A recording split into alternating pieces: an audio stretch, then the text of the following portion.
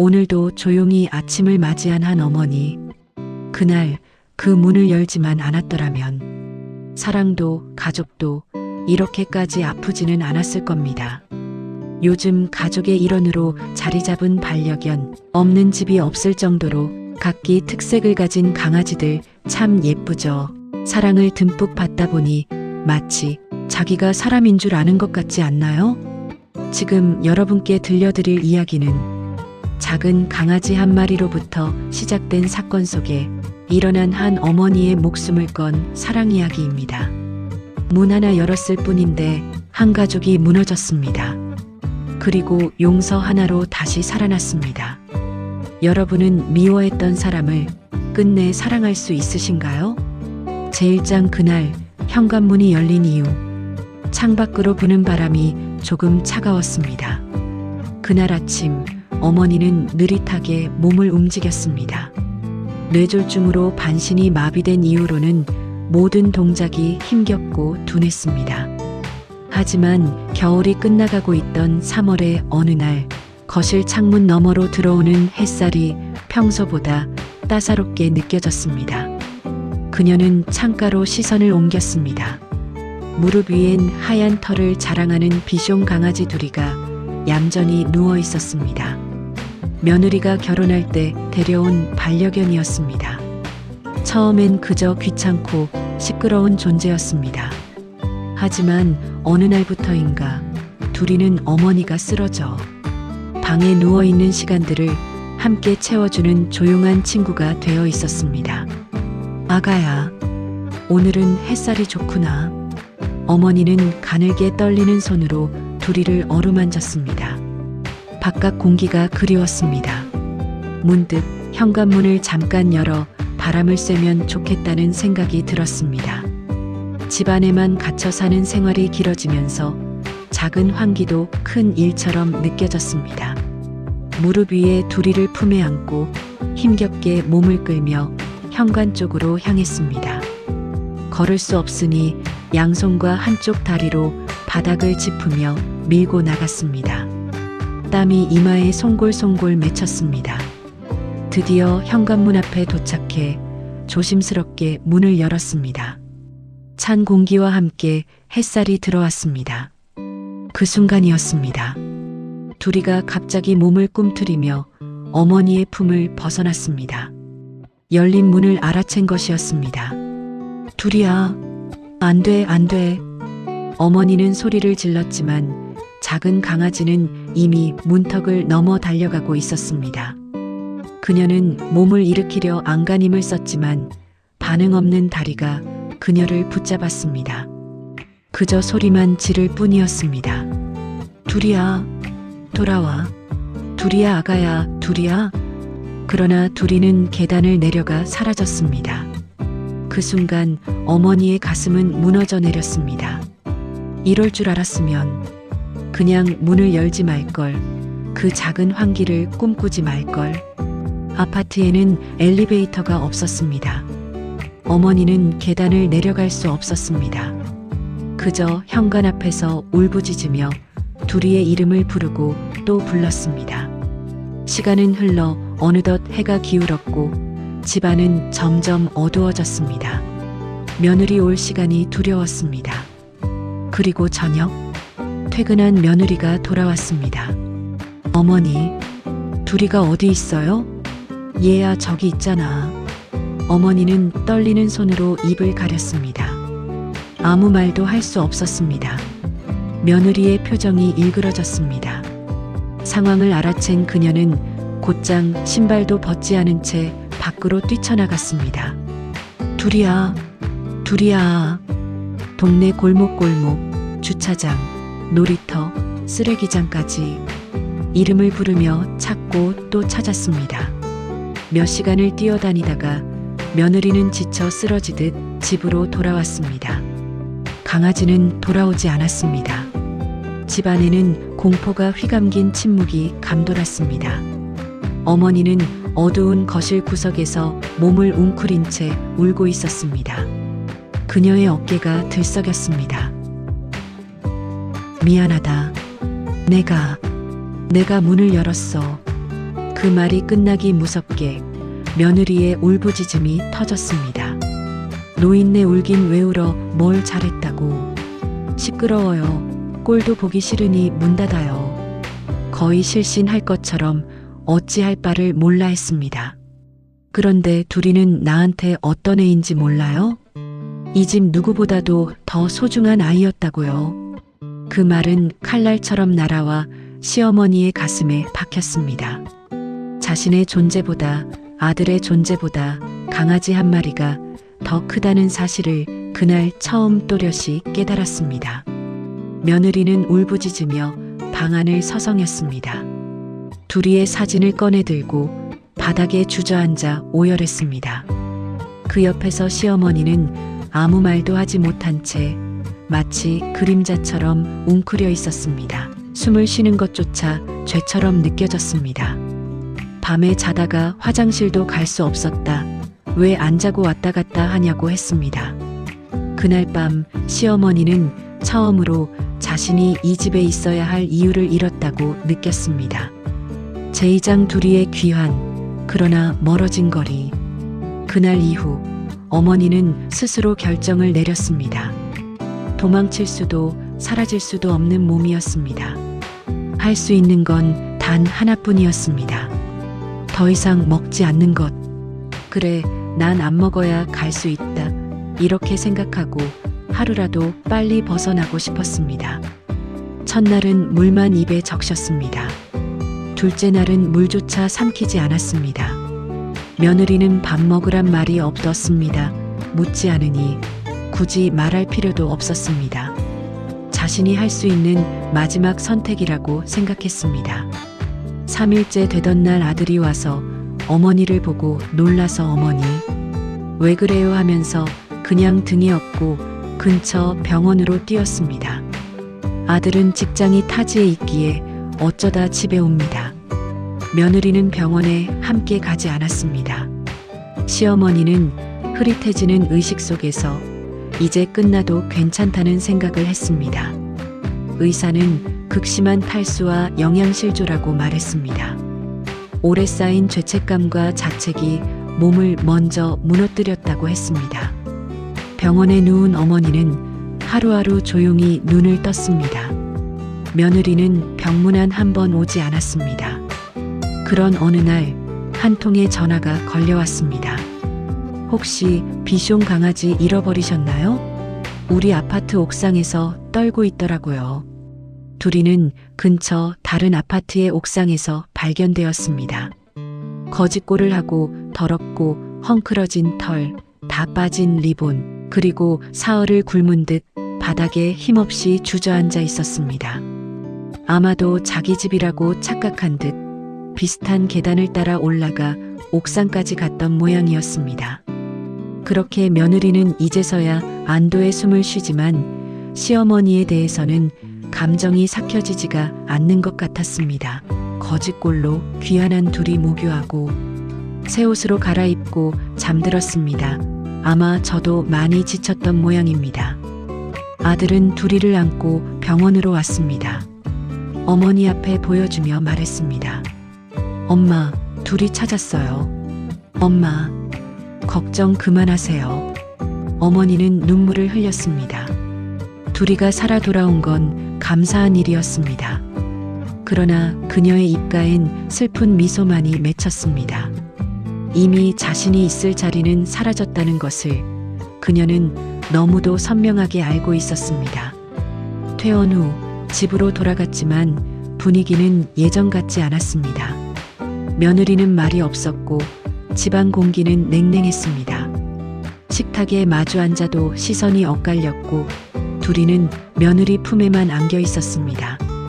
어머니는 강아지를 일부러 쓰다듬지 않았습니다. 그저 멀찍이 바라볼 뿐이었습니다. 그리고 일주일 후 아들 내외는 말다툼으로 자주 시끄러웠습니다. 마침내 아들은 짐을 싸기 시작했습니다. 손주와 함께 작은 오피스텔을 구해 어머니를 모시고 나가겠다고 했습니다. 며느리의 표정엔 놀람도 반대도 없었습니다. 그저 묵묵히 등을 돌렸을 뿐이었습니다. 애비야 안 된다 난 싫다랬지만 아마 이대로는 어머니를 이런 분위기 속에 사시게 할 순 없다고 판단을 한 것 같았습니다. 손주가 마지막 인사를 하러 왔을 때 어머니는 조용히 말했습니다. 우리 애기 둘이 있지 마. 너 엄마랑도 잘 지내고 공부도 열심히 해. 할머니는 괜찮아. 정말로. 손주의 눈가가 붉어졌습니다. 그 아이는 알고 있었습니다. 이별이라는 것을. 그날 이후 어머니는 아들과 함께 살게 되었습니다. 그러나 마음속은 무거웠습니다. 자신 때문에 아들의 가정이 흩어진 것만 같았습니다. 매일 밤 창문을 보며 생각했습니다. 내가 빠지면 다시 행복해지지 않을까? 며느리는 단 한 번도 연락을 하지 않았습니다. 어머니는 결심했습니다. 요양원에 들어가겠다고. 자신이 직접 작은아들과 연락해 요양원을 알아보고 큰아들에게는 비밀로 하자고 했습니다. 며느리가 직장도 다니고 애 키우기도 힘든데 나 같은 사람 집에 있으면 안 돼. 그녀의 말은 담담했지만 마음은 울고 있었습니다. 제3장 요양원 조용한 시작. 요양원 입소 전날 어머니는 작은아들과 마주 앉았습니다. 정말 괜찮겠어요, 어머니? 그래, 이젠 누가 날 돌보는 것도 힘들고 나는 그냥 누군가 밥 주고 약 챙겨주는 곳에 있으면 돼. 작은아들은 눈시울이 붉어졌습니다. 그는 알고 있었습니다. 어머니의 말은 겉으로는 담담했지만 그 안에는 자신이 짐이 되지 않으려는 깊은 배려가 담겨 있다는 것을. 형한텐 내가 잘 얘기할게요. 엄마가 편한 마음으로 들어갈 수 있게. 그 약속처럼 작은아들은 형에게 전화를 걸었습니다. 큰아들은 직장 때문에 타지에 살고 있었고 현실적으로 자주 어머니를 찾아뵐 수 없다는 걸 늘 마음에 걸려 했습니다. 형, 엄마가 요양원에 계시기로 하셨어. 형은 너무 죄책감 갖지 마. 엄마도 다 이해하고 있어. 큰아들은 조용히 전화기 너머에서 숨을 골랐습니다. 그래, 나중에 시간 되면 꼭 들릴게. 고맙다. 내가 있어서 엄마도 든든하겠다. 그 통화를 들은 어머니는 작게 웃었습니다. 작은 아들이 큰아들의 마음을 편하게 해준 것이 고마웠습니다. 두 아들은 모두 효심이 깊었습니다. 단지 여건이 다를 뿐 그 마음의 크기를 비교할 수는 없었습니다. 우리 애들은 다 착해. 형편이 달라서 그렇지 마음은 같아. 그러나 이 모든 선택과 과정은 며느리에게는 또 하나의 짐이 되었습니다. 시어머니가 스스로 요양원을 선택했다는 사실은 며느리에게 깊은 죄책감을 남겼습니다. 며느리는 말은 없었지만 어쩌다 거울을 볼 때면 눈을 피했고 아이 앞에서 웃을 때도 어색한 기운이 감돌았습니다. 그녀는 속으로 알고 있었습니다. 어머니가 요양원으로 간 건 결국 자신의 말과 행동이 빚어낸 결과라는 것을. 제사장 작지만 따뜻한 기적들. 요양원에서의 하루는 늘 비슷했습니다. 새벽이면 간병인들의 발소리로 잠이 깼고 식당에서 나는 된장국 냄새로 하루가 시작됐습니다.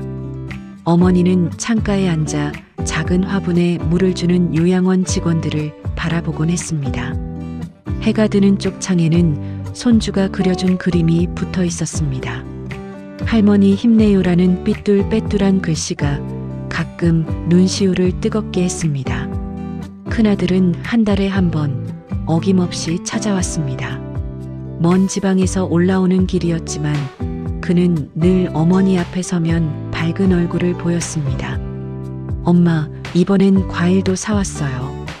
지난번 귤 맛있다 하셔서. 고맙다. 먼 데서 오는 것도 힘들 텐데. 작은아들은 여전히 매주 들렀습니다. 출근 전에 또는 퇴근 후 짬을 내어 어머니와 잠시라도 대화를 나누려 했습니다.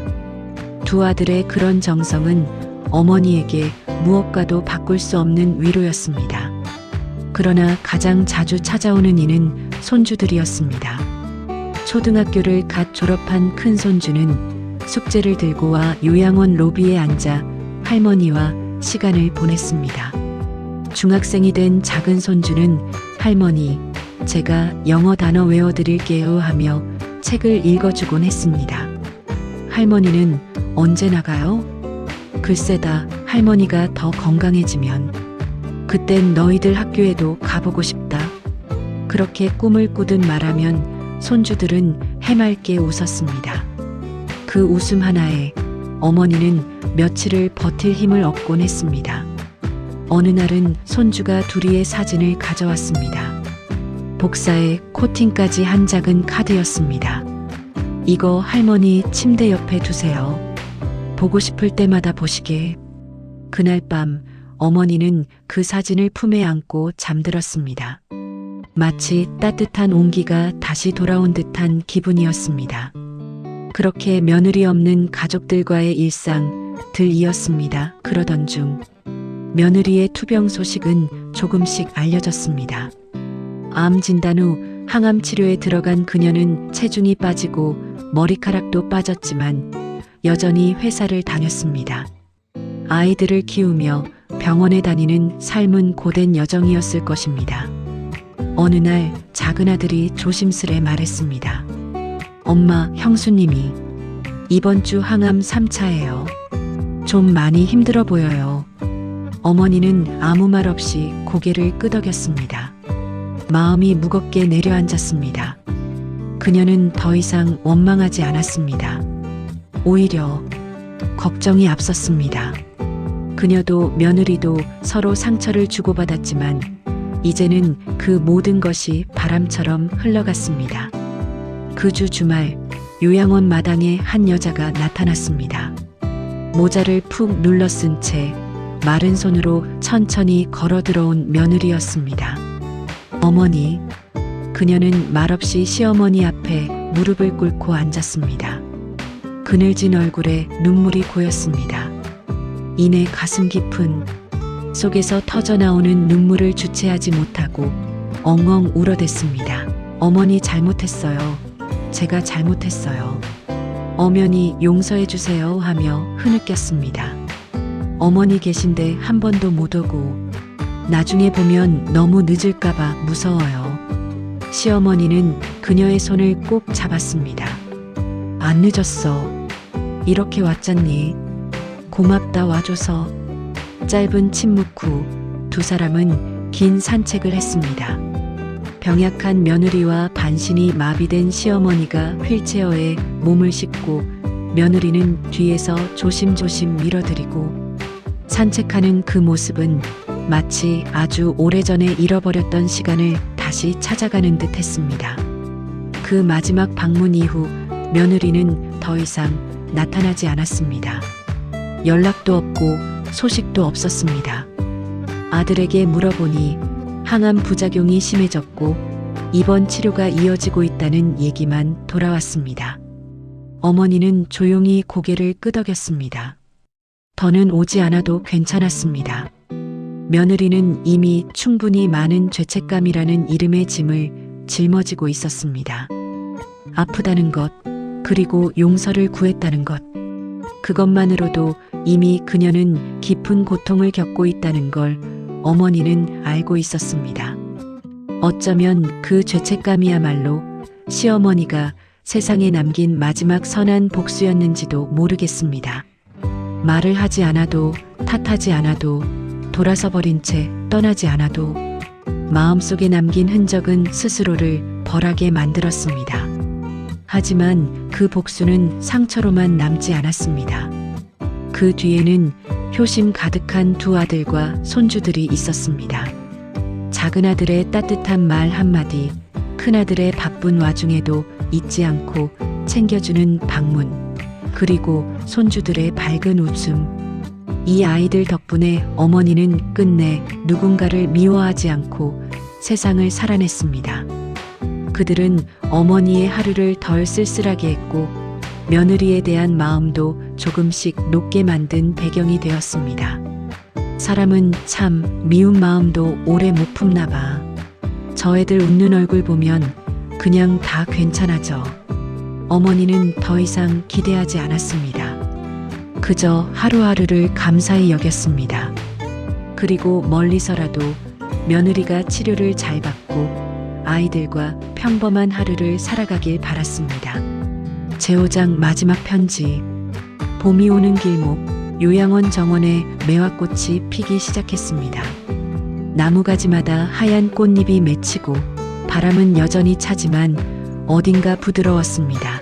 어머니는 창가에 앉아 그 모습을 한참 바라보다가 조용히 중얼거렸습니다.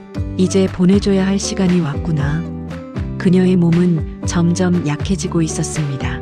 식사량도 줄었고 말을 하는데도 숨이 가빠졌습니다. 작은 아들은 병원 진료 후 의사의 말을 조용히 받아들였어요. 크게 아프지는 않지만 이제 오래 버티기는 어려우실 겁니다. 그 말을 들은 아들은 몇 날 며칠을 어머니 곁에서 지켰습니다. 손주들도 번갈아가며 찾아와 조용한 시간을 함께 나눴어요. 어머니는 어느 날 밤 작은 종이 한 장을 꺼내 손으로 천천히 글을 써내려갔습니다. 누구에게 줄 것도 아닌 그저 자신이 세상에 남기고 싶은 마지막 말이었습니다. 나는 오래도록 미안한 마음을 품고 살았습니다. 누군가를 사랑했지만 또 상처도 줬고 상처도 받았습니다. 그러나 끝까지 미워하지 않았습니다. 그게 내 마지막 자존심이었습니다. 내 며느리가 많이 아프다고 들었어요.